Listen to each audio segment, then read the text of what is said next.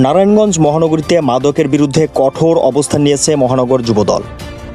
এরই ধারাবাহিকতায় মহানগর যুবদলের যুগ্ম আহ্বায়ক আব্দুর রহমানের নেতৃত্বে এক সফল মাদক বিরোধী অভিযান চালানো হয়েছে।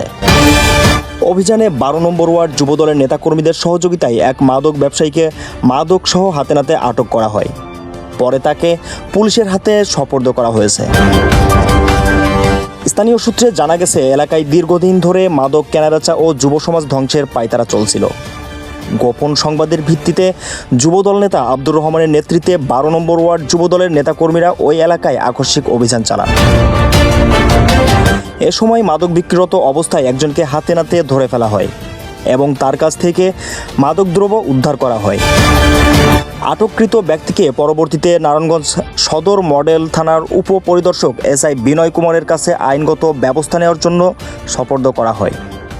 এই অভিযানের বিষয়ে নারায়ণগঞ্জ মহানগর যুবদলের যুগ্ম আহ্বায়ক আব্দুর রহমান SB1 নিউজকে বলেন, মাদকের বিরুদ্ধে আমাদের অবস্থান সবসময় জিরো টলারেন্স। তরুণ ও যুব সমাজকে ধ্বংসের হাত থেকে রক্ষা করতে আমরা সবসময় সোচ্চার আছি এবং থাকব। মাদক ব্যবসায়ী বা পৃষ্ঠপোষক যেই হোক না কেন, কোনো ছাড় দেওয়া হবে না। আমরা তার বিরুদ্ধে কঠোর ব্যবস্থা নিব এবং আমাদের এই মাদক বিরোধী অভিযান আগামীতেও চলবে ইনশাআল্লাহ।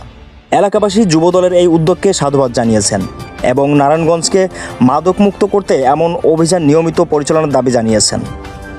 সদর মডেল থানা পুলিশ জানিয়েছেন, আটককৃত ব্যক্তির বিরুদ্ধে মাদকদ্রব্য নিয়ন্ত্রণ আইনে মামলা দায়ের প্রস্তুতি চলছে। SK Jewel Rana, SB1 news, Narayanganj.